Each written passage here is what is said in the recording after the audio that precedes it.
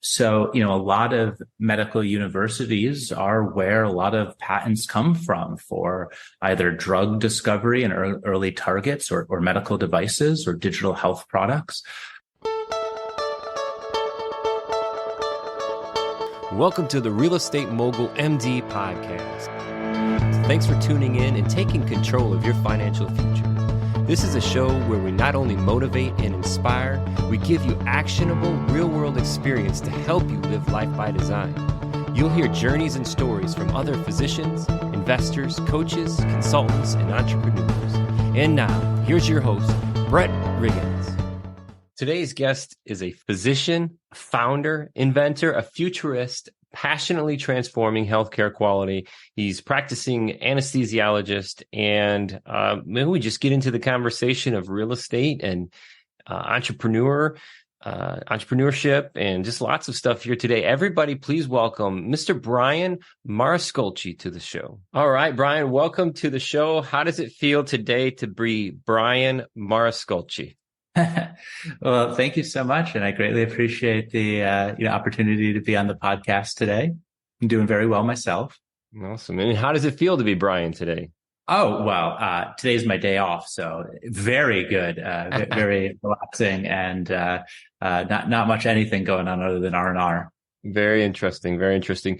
Beautiful home that you're speaking with, to us from today. And it feels like it's real, right? I never know these days with the backgrounds. That's a real home. I see movement on the street behind you, right? Oh, that is. You can't fake it, but maybe you could with like a video or something.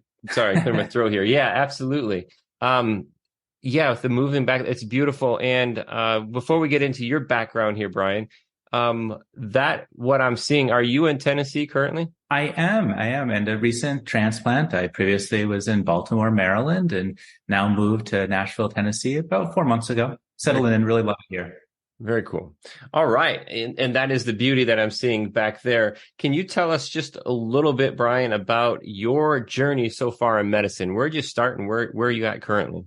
Yeah, I was originally born in upstate New York, in Syracuse, New York, and went to Syracuse University, and then transferred down to Manhattan, lived there for many years, went to NYU School of Medicine. I did my intern year as well in Manhattan, and then eventually went to Baltimore, Maryland at the Johns Hopkins Hospital, where I did my residency in anesthesiology. And I did a fellowship at Johns Hopkins Hospital in pain medicine, and was an attending there for several years before recently moving here to Nashville, Tennessee, where I'm at the Vanderbilt University Medical Center as an interventional chronic pain physician and anesthesiologist. Very interesting. And for the listeners who can't see as well today, you look very young, sir. How old are you? I am 36, but, sometimes I do have to double check that math. But yeah, 36. Yeah. And, I think that I had a pretty direct path through. I only took a year off where I did research and really largely, launched my entrepreneurial efforts in medical device and digital health companies. But I took a year off in medical school, primarily with one of my mentors who had a research lab and did a lot of medical device development and digital health development in orthopedic and spine surgery. But, now more and more people take time off. It's not uncommon. I think even when I was in medical school, people had indirect paths where they worked in finance for a few years or went and got a master's degree or worked in totally unrelated fields to medicine and business and just did, whatever they were passionate about. So it's kind of an interesting thing where now non-traditional applicants are the traditional applicants and not so much where people go straight through and don't take time off. Yeah, interesting. And one of the blessings of this show is I get to speak with so many people, not only physicians, but coaches, accountants, investors, all of these things. But the interesting piece in that path, just like you're saying, the everybody has their own journey, Bryan, and this unique stack of experiences is where the blessing comes. Like you have a very unique opportunity to stack these things and create this vertical and end up where you are. So if it's traditional or non-traditional, whatever that path may be these days, it's amazing to see the outcome. Well, yeah, thank you. And, I think that, you're right. And also, the things that you do on the side that you're passionate about are, what's so interesting. I think if I had not perhaps taken that year off, I wouldn't have had my companies and had not have, probably pursued those extra, entrepreneurial efforts without it. So it's kind of, a very integral part, I think, of any sort of training is, I think allowing people to be able to go and explore those passions, but then still be able to, complete medical school and, taking years off or go through their residency and take research years or, take a sabbatical as an attending and things like this. And I think even, I had an opportunity to do, an NIH award called a T32, where, I also got to take 2 years off to, explore entrepreneurial and research endeavors, as it would relate to, pain medicine and anesthesia. That's amazing. That is amazing.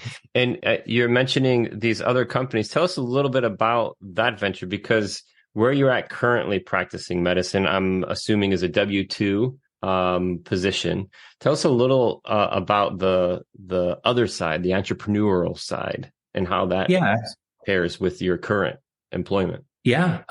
So, a lot of medical universities are where a lot of patents come from for either drug discovery and early targets or medical devices or digital health products. I think that being a physician and having the opportunity to see how care is delivered and then be able to reflect on, opportunities thereof to improve it, it's kind of ripe for that. And a lot of university systems have tech transfer offices that will have thousands of patents per year, and they do get turned into companies. So there's already this existing and, kind of ecosystem that exists within university systems to catalyze early stage startups. And, for me, I had, seen opportunities in, for example, pain medicine, where we were getting information from patients, but not really documenting it. And think about when you go to the doctor and it's almost a comical joke where you go and sit in the waiting room, they have you fill out 30 pages, and where does it go? That was kind of part of the reason why I had created one company called Patient Premier, where we collect information from patients digitally, kind of put it into an easily digestible format for physicians and administrators and even patients, to understand how their care is being delivered. Are they getting better, worse, staying the same, and providing kind of objective evidence that they are. Putting it into electronic health record systems and, recognized by all of the insurers as well as, physicians, as this process that can provide value to the system to kind of cut through a very subjective or otherwise subjective field of pain medicine, where, some of the best tools we have are just to ask patients, how you doing? And, how's your pain scale, 0 to 10 and things like this. But, my kind of mission there was to make it more objective and have assessments be delivered to patients remotely to get this data, and then put it in, just formats that are easily accessible. So you can, on a single dashboard, understand as a patient, how you're doing, and as a physician, how your patients are doing, or as a clinic, how your, clinic is doing. And similarly for entire health systems, how are you doing, in the care for your community? It's interesting. And in my mind, when I'm thinking patents, I'm thinking, I guess my limiting belief inside of that thing is that it has to be this idea, or thing that gets patented is a particular thing very specific to physicians in treatment, like in a hip replacement or shoulder replacement, or something that the outsider can't touch. But what I heard you just explain, Bryan, was just a basic system. It's not downplaying the necessity of it or its capacity or capabilities, but just looking at it, at the opportunities that are available to create these solutions, not only for people, but just for the process. And there's, many different types of patent. One kind of patent is like a utility patent, but there's many different types, and design patents where it doesn't have to be, like you said, a physical good that you can put down on the table and show off. It can be a design, so you can protect, and then, obviously trademarks are another way to protect your intellectual property. And there's a lot of different opportunities through you just creating novel things and wanting to protect it. And there's kind of a mechanism to do so, to build a moat around it so that it's less easy to be copied or replicated. Interesting. And in this path too, I'm excited to talk a little bit further than where you stand as an investor, because I see us still kind of earlier in our paths, relatively speaking. Where are you at currently with your investments? Like, where does that lie? Because I know you've got the entrepreneur piece, and that's something that we all invest in when we're doing that. But tell us a little bit about others. What other types of investments are you looking at currently? Well, just like there's a joke that anesthesiologists love trading, I'd have to say that's exactly the same. And, although we'd have the, traditional accounts of 401ks and Roth IRAs and, HSAs, et cetera. I also, kind of trade everything from crypto to algorithmic trading algorithms to traditional trading, and very much enjoy it. And don't do real estate investing, primarily more in more passive investing strategies. But, you're correct. Very involved with investing personally. Very interesting. And some of those things about real estate itself, very interesting. The words that you put together there, you target more passive investing than the active approach of real estate. And when you think about it, there are a couple of things that jump into my mind that could be more passive than others.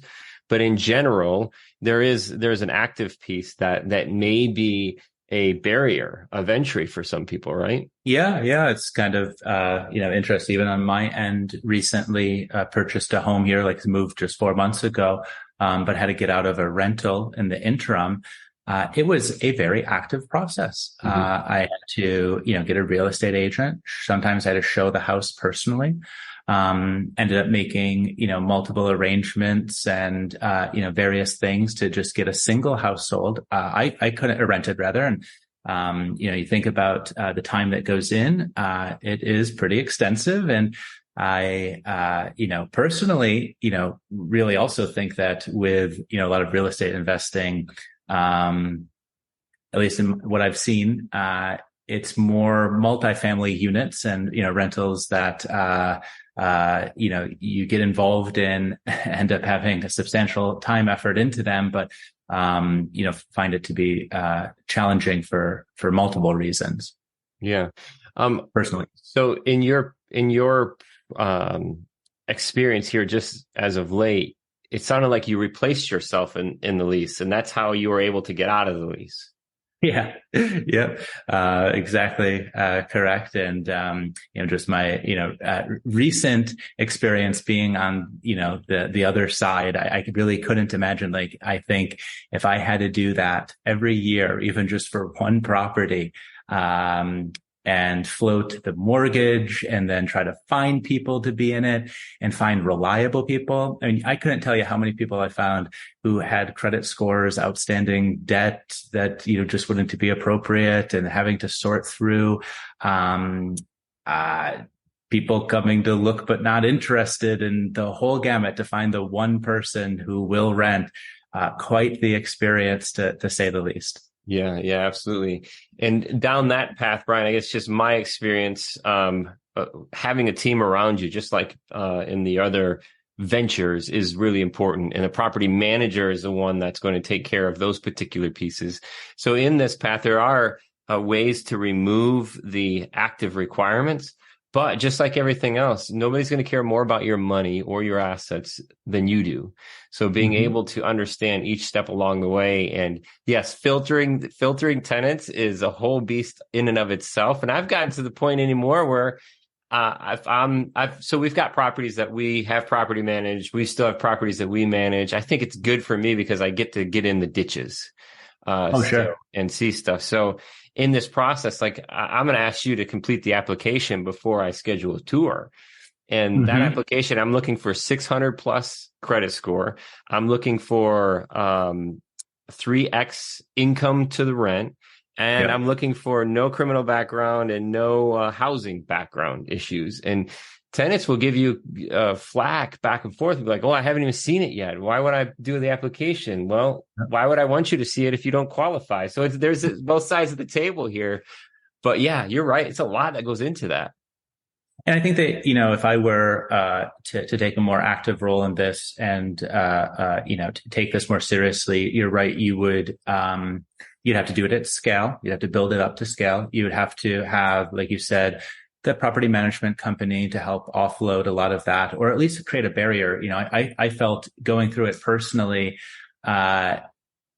applicants and stuff take you less seriously if they know you have a personal interest in this, that it's like your own property.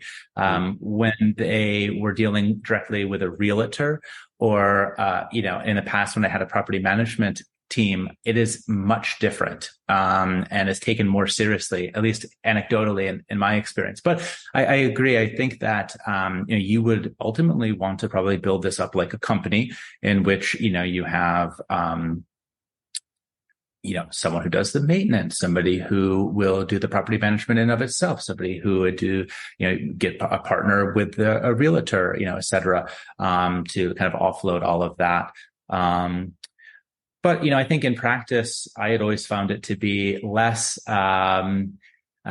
sexy, if you will. I think I went into, thinking about properties being like, well, I'm going to own multi-million-dollar penthouses and rent them out, and it's going to be gorgeous properties that I'm proud of. But when I look at a lot of rental properties, I'm like, wow, the actual opportunity here is to have like Section 8 housing. And I felt like I'd be like a slum landlord and not really helping. And I found that, if I were to do it, I'd really want to, provide back to the community or, do some sort of investing that would have like, impact in the community.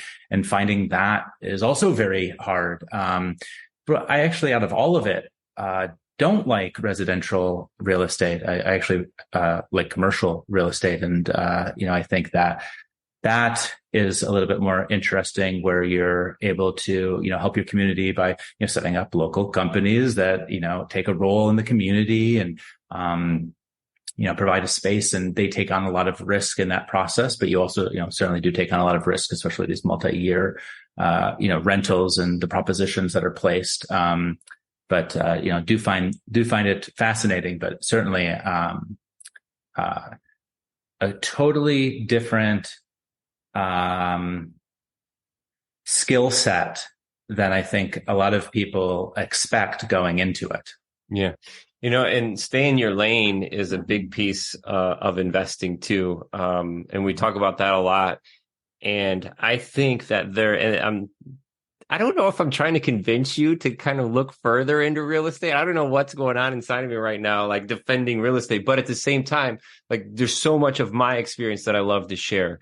And the market is really going to drive tenants, right? Different neighborhoods going to drive different tenant class. Your property, the way that you manage it, the way that you take care of it is going to drive tenant class.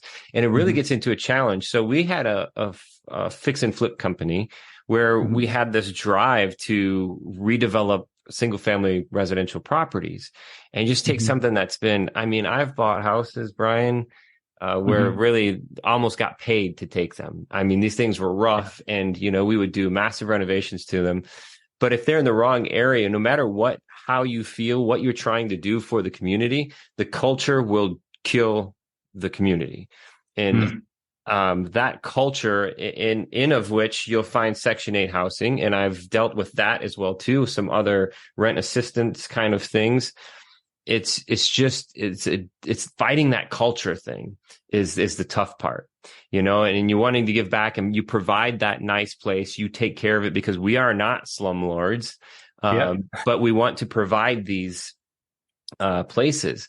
But if that culture is deep set in the way that there may be entitlement, there may be lack of respect for the premises. There's so many just lifestyle. There's so many things that make that whole thing difficult. And as an investor, you're right. I don't want to deal with any of that. And I want to be cushioned. I want to be separated from that, Yeah. But I think at the end, it's more like a business, and especially at scale, which I think is cool.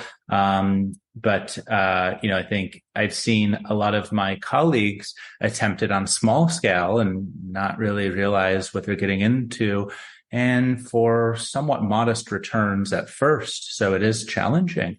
And also maybe not even realizing risks that are taken by themselves in the process, or not preparing a cushion to do so. And like you said, it's kind of like, not exactly stay in your lane, but like I wouldn't, encourage very many people just because I'm in the healthcare field. I wouldn't necessarily encourage a lot of people to do biotech investing. Mm-hmm. It's really challenging, even for experts. Similar with, renting, I think, it takes, skill sets that, are very active and, would be, for myself, I actually was a general contractor for a few years out of high school. I didn't mention it, but I worked as an electrician and a commercial and residential electrician. And, even myself, perhaps, which, I could do some of the maintenance myself, would just not even be the full rounded skill set I think that, would take to be very successful in this, to build something up. I don't know. I even, considered recently with our last house that I lived in Maryland to, instead of selling it, to rent it out. But then the thoughts of owning property not in the same state, occurred to me. I was like, wow, it's like, what would I do if something went wrong? And, there were property management groups. And, basically once I kind of really looked into it, it was about break even. And yes, at the end of the, period of time, whatever that break-even period of time would be, you do own the house. But in that incremental period, you're basically breaking even, and any additional repairs, bad tenants, months that go on subletted, you do have to have a buffer. You do have to have a plan. But that's, as you said, different for every city and state and location and property. And, is this a townhouse or a single family? Is it a multifamily? Are you in the city? Are you not? And, certainly differs. But, like most properties, I think if I were to start, like if you said, Bryan, you must invest in the next year, go find something, I'd go look at 100 properties, and I would have investment theses on every single one of them. I would try to find that property that, you just couldn't say no to. And if I didn't find it in the first 100, I'd start all over again and change the investment thesis and, completely do something different. But I think, very much like other types of investments, you can take your time, you can research, you can have various, theses of, is this area going to be on the upswing or downswing? Are, more people moving? Is this already, high cost of living area that you don't want to invest in? Or is this for some reason going to be a hot area? Could you imagine being an investor in, areas that had, recently come up, including Nashville or mm-hmm. Austin, Texas or something? Or, could you speculate? And I think that's the other part of it is there's, trying to create an investment thesis in a company, evaluate multiple different properties, speculate as well. And, all of that would, probably also be a little bit of luck and being in the right place at the right time to, adequately assess, property values. And I think a lot of opportunities, even I'd seen, personally, sometimes you look at them and they envision what it would look like to have 100% capacity with no churn. And then the realities are not that. And sometimes even when they project what a property might look like with 100% capacity without churn that's reasonable, or maintenance or yard care, et cetera, that would also go into it. Returns are like, 6%. And then, sometimes, that's not one of the 100 properties, obviously. It would not make it, to some sort of final filter, that, you'd look to invest in, I guess. But, I think that it certainly is hard, but you're right. Maybe those properties that you found where, it's a quick flip, or, just, you see something that they don't, those I think are the opportunities you're really trying to sort out. But that's also, I think, a very active thing, and even like when I buy a house for myself that I'm not going to rent out, I'm going to look at 100 houses, and figure out which neighborhood and area and what, style of house and new or old, or am I going to renovate it? And, et cetera, and speculate to a degree as well, in all of that. Yeah, I think in of that, what I'm hearing is right on the nose. And I would add that in a scalable perspective of that time invested up front would not have to be done on 100 houses. That time invested, you could have your buy window, your investment objectives, and then your market analysis, your study of affordable house, affordable rent, income of the tenant, those pieces, crime factors that really then once you find that little window, then it can be applied to then just finding the house. But yeah, all of that is active. And just like everything else, Bryan, the team, the people you surround yourself with are going to create your success or your demise, right? Putting that stuff together. So that's awesome. And I love that, thinking about the other place. If you had to in the next year, what would you do? I love that question. And the commercial piece is interesting too. The thing I love about real estate, and I heard Phelps, he wrote a book. I'm drawing a blank here. He's a dentist. He wrote a book. But the idea that he calls it a capital asset, and the real estate itself has a stack of returns. This is very interesting, and you can leverage based off of those. It's a real asset. So those things in and of itself make it a very unique asset class that I think is worthy of the time and thought put into it. And even if it's not a scalable situation, I'm not saying going out and finding, being your own landlord and finding your own deal, flipping a house, that kind of thing, but just keeping your mind open to the opportunity that you may be around, just like what you did with Patient Premier. Is that correct? Is that? Yeah. So similar to that, you're going to be around these opportunities. So having the idea that, okay, this could be, and what I love talking with is physicians that come on and then they start their own practice, and that journey of the real estate along in that practice, the commercial real estate. And there's just so many opportunities around us. But as far as real estate itself is an amazing asset class. Yeah, I think that, when you think about investing in general, it's kind of like a table. It has 4 legs. You can't just do one thing. You would think about one of those legs might be starting your own business. One of those legs may be, your traditional investments like 401ks and Roth IRAs, et cetera. And one of those legs, very much real estate. And the other leg, I don't know, maybe it's crypto, maybe it's speculation. Don't know. But, I think that, creates a somewhat stable platform in investing to a degree that, all of these investments are speculation and ebb and flow. But, not trying to put all of the money into one, or, only trying to only have rental income, and then you have a downturn in the market or something like this. Yep, absolutely. If you could go back 10 years, Bryan, and sit beside someone who is on a similar path to you, whether it be traditional or non-traditional, just that same kind of mindset where you were 10 years ago, thinking about what you wanted to do, who you wanted to become, what would you tell that person? So, I think that, I would, obviously every person is different, but, would, try to, reaffirm certainly, if anybody was to go into medicine. I think that a lot of people, are unhappy in medicine. And, we do see a number of surveys that would come out and suggest that maybe only 50% or something might choose medicine again. I disagree. I think that, medicine's a great field. I certainly would, encourage that for anyone who, even 10 years ago, still deciding it's, I've always loved medicine and caring for others, and would very much, support anyone on that, kind of path. And I think early investment, is the second piece, and, takes probably 10-year horizon to do anything.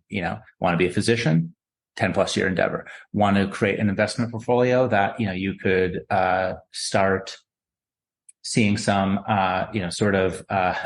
real fruits from, 10 years, et cetera. So these things are very challenging. And, going back 10 years, I think it's to lay some of those foundations. And although it's challenging to maybe even understand where you might be 1 year from now, still, I think setting yourself up for where you want to be in 10 years from now is a very fruitful exercise and self-reflection exercise, but would, I think to someone else, just try to support them through that to, try to set yourself up in 10 years to have the career or investment portfolio or rental property income or whatever that might be.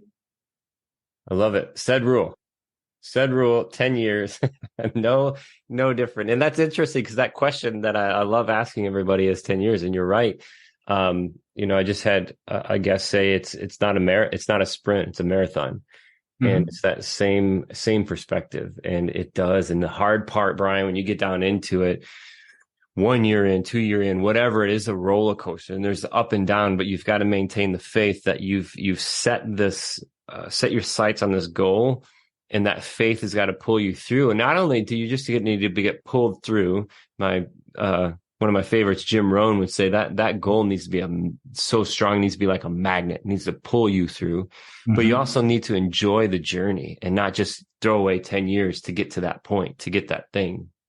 Oh, yeah. And I think that ultimately anybody involved in, any of that, whether it's for your career or investments or, owning real estate, and you have to have extreme perseverance throughout, because it's not an easy thing, and you will buy a house and get burned and mm-hmm. come out on the negative side and have to figure it out. Or, you're gonna, I don't know, in medicine, maybe you don't match. Maybe you don't get the residency you want, or the place that you want, or the job that you want, or, something like this will happen. And you can't often predict it, but, have to be ultimately very resilient throughout the process. Something that most people don't talk about, failure and things like that, of, whether it's, like I said, bought a house and you did not come out on top. You bought in 2007 and had to sell, and, shortly thereafter, after the market went down, whatever it might have been, that was your story. Some people don't talk about that, and that's great learning points. But, through it, I think, whether you're an entrepreneur or you're excelling at your career, or you're creating, rental income and buying properties, I think you have to be ultimately very resilient throughout the process, and perseverant. Like you said, not to a fault, not being like, I'm going to continue doing this despite this will work. Yeah. Where that might be more like gambling, but, certainly being, realistic, and perseverant and resilient are probably the most important things that you would, like I said, if you had to go back 10 years and tell yourself or someone else, be like, yes, challenging, but worthwhile, or, challenging, but, totally a worthwhile goal. Absolutely. I 100% agree. Bryan, thank you for your time today. I really appreciate it. Very interesting conversation here. And if any of the guests would like to connect with you, you've got a website, right? This is bryanmara.com, and it's BRYANMARA.com. Yeah, that's correct. And, we very much look forward to just networking and connecting with others. And I really appreciate your time and having me on the podcast. And it was, it was really fun. Fun, interesting chat, man. And love the home there in Nashville. Before we came on, we're actually in a different room, and you had the 2 guitars on the wall. Yeah. Do you play? Actually, they were on a stand. I've got one on the wall. Do you play? Yeah, absolutely. That was my studio. And, very much enjoy it. But, in order to move to Nashville, you have to play guitar. Yeah, right. It's a requirement. It's on the state to be a full-term resident. You have to, That's awesome. Proof of guitar ownership. That's awesome. Well, thanks again, Bryan. Appreciate it, man. And if any of the listeners, again, that's bryanmara.com, BRYANMARA. You can also look him up on LinkedIn. You can find him on LinkedIn. If you have any questions for him, you can also shoot us an email, info@physicianwellsystems.com. If you have any questions about anything we talked about today, whether it's stackable returns, risk, single family versus commercial, any of these things, market analysis, Bryan brought up some great topics here today. Feel free to reach out to us. If you have anybody that you would like to be a guest on the show, or if you know somebody that should be a guest on the show, shoot us an email. And other than that, thank you for your time. And most importantly, thank you for your attention today. Until the next time, this is Real Estate Mogul MD.